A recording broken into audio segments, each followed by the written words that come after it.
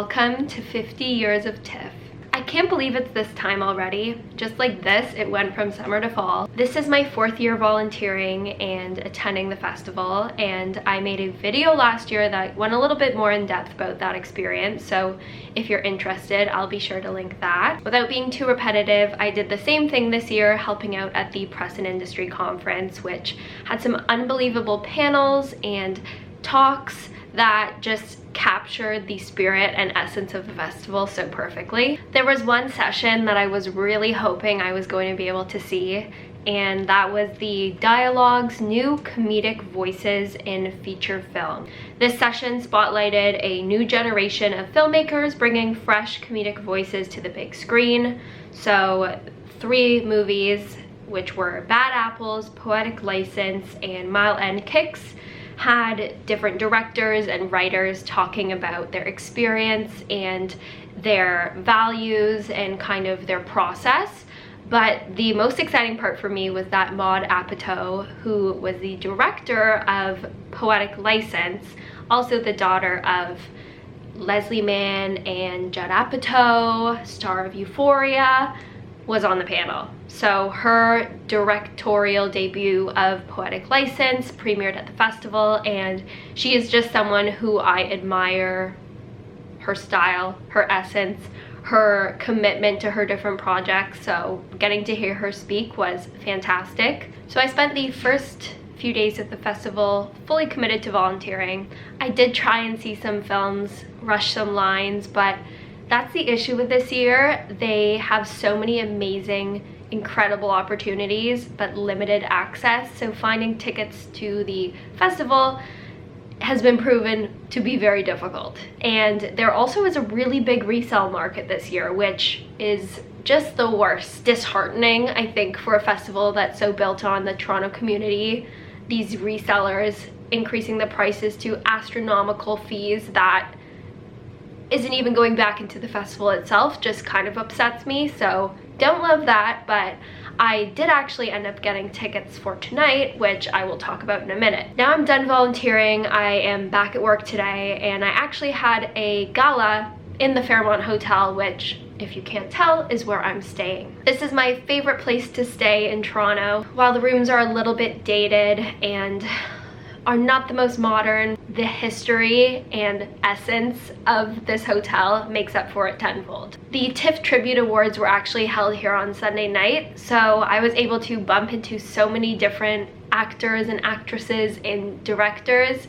It was like I was living in a movie itself. Miles Teller, Ethan Hawke, the Safdie brothers, Guillermo del Toro, Channing Tatum, you name it, I saw them. I feel very fortunate. I've seen more celebrities than I have movies, so that's a little concerning. So as I said, I finished at the gala and was able to just come right up to my room, which was amazing, an easy commute. And tonight I'm going to see Swiped. So this is the story of Whitney Wolfhard, who breaks into the male-dominated tech industry by launching 2 innovative dating apps, making her the world's youngest self-made female billionaire. Oh, and what were those 2 little dating apps? Tinder and Bumble. The film stars Lily James, who is an actress I absolutely adore. I actually met her on the TIFF red carpet 2 years ago when she was here, and funnily enough, I was able to also secure red carpet tickets for tonight. So that's the plan for this evening. I think I'm going to hit the gym, which is beautiful, by the way. They've completely redone it in this hotel. It has everything and more you could possibly want, including one of those mirrors that you can stream classes on. I did a yoga class yesterday and it was so neat. And then we'll get some dinner, go to the red carpet, and then go to the show. Let's do it.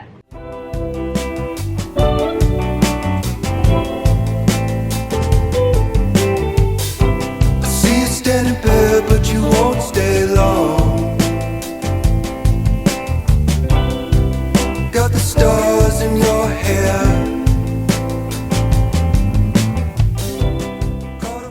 The best part about that gym are the cold towels in the fridge that you can wipe your hands and your face with after your workout. It's so refreshing, but I still definitely need a shower, so that's the plan, and I'm running a little short of time, which isn't great, but we're gonna do what we can. I think I'm gonna have to skip going for a nice sit-down dinner and just pick something quick up. It's actually super convenient that Union Station is right across the street from this hotel. I'm gonna run there now and grab these pitas, these falafel pitas, and it's just this healthier, if you will, fast food option, but they look delicious. So gonna grab one of those, bring that back, shower, get ready, then red carpet, and then the premiere.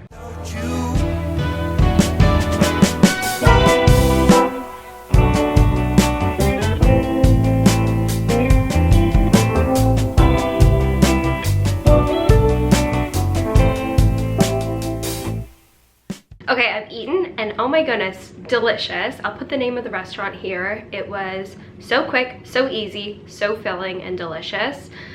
I quickly showered and I'm realizing I really just don't have as much time as I thought I would.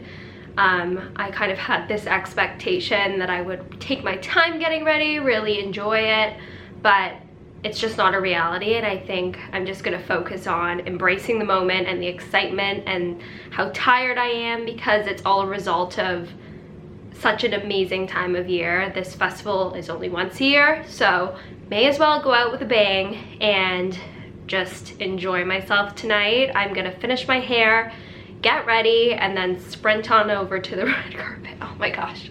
Honestly, I'm tired. I'm very tired. The tricky part for getting dressed is the red carpet is obviously outside, so it is a little bit chillier. And I'm standing for a while, but then I want to dress nicely. So I don't know if I should do heels and a dress or layers. Okay, wish me luck. Okay, I'm ready and completely changed what I thought I was going to wear, but I think this will just be the easiest, the most comfortable. Honestly, a bit boring, but it's a safe option so I can just enjoy myself and not worry about what I'm wearing.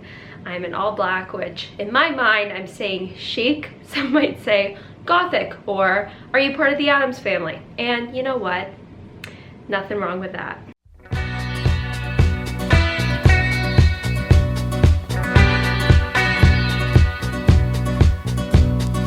Vapors of a cloud floating through my window. Voices whisper loud, thinking of a halo. Falling like rain, teardrops and diamonds. Perspectives can change, flashes of lightning.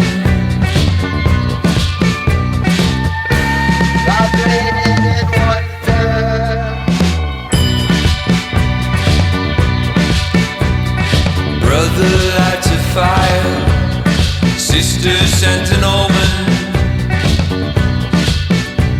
My eyes are open wide, caught up in the moment.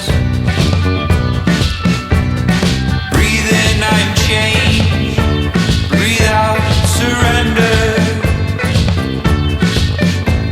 Perspectives will fade, lost in splendor.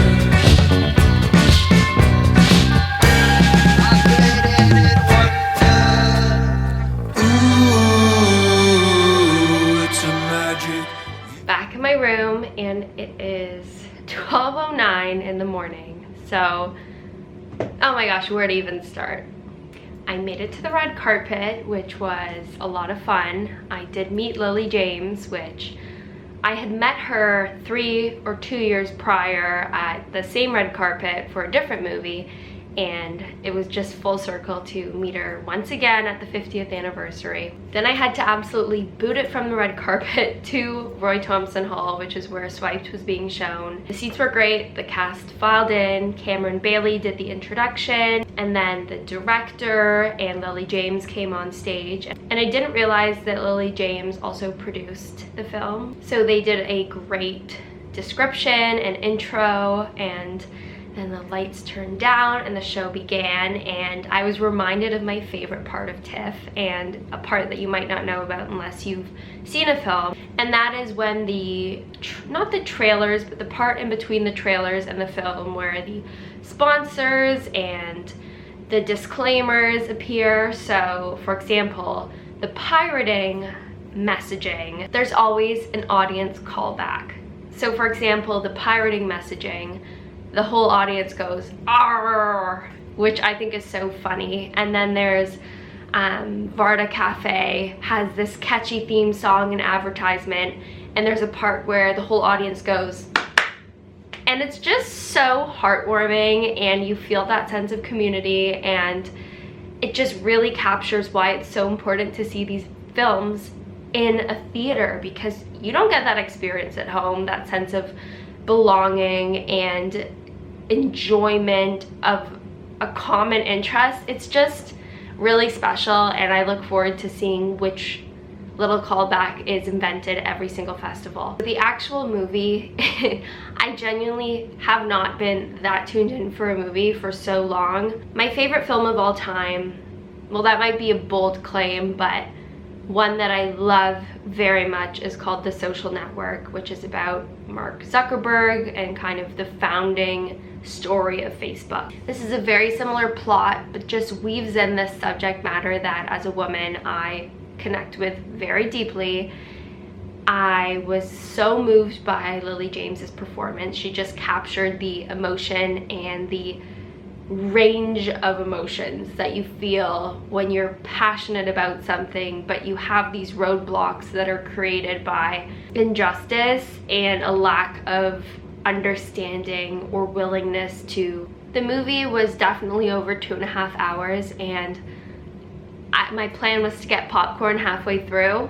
Never did it because I didn't want to miss a second. That movie just flew by. I was so captured by the story, by the performance. I really felt for Lily James's character, her range of emotion, what she was going through, her drive. I felt inspired, I felt motivated. I wanted her to win. I wanted her to get her revenge and become the person that she wanted to be. I was really rooting for her, and I think that was really beautiful. When I say The Social Network is one of my favorite movies, it's because it stirs up this drive and ambition inside of me, but it lacked the perspective that I feel in the industry I'm in. And this movie captured that. I am not sure when it comes out. I know Disney and Hulu picked it up, but I cannot wait for you all to see it. I really think it's a reminder of a conversation that needs to always happen, not just about this situation specifically, but about willingness to be open and inclusive and understanding even when it's inconvenient. The last thing I was curious about was if Whitney Wolfe was actually going to be there, or if she was involved in the film at all, but they made it really clear that because of the NDA she has with Tinder's parent company, which you will learn about through this film, she was not involved with the film, and I don't think she would obviously come to the film in that same sense, because then it looks like she's supporting this narrative, whatever, but I'm sure she will watch it if she hasn't already, and I hope she feels like this was another opportunity for her to share her story and celebrate her triumph, because I know that's what everybody in the theater was doing for her. 50 years of TIFF, I mean, that's unbelievable. It really is such a young festival, but has so much history and impact already, and I can't wait to see what the next 50 years look like. Let me know if you've seen any amazing films that I should be adding to my watch list. Thank you so much for watching, and I will talk to you all soon. It's a magic view.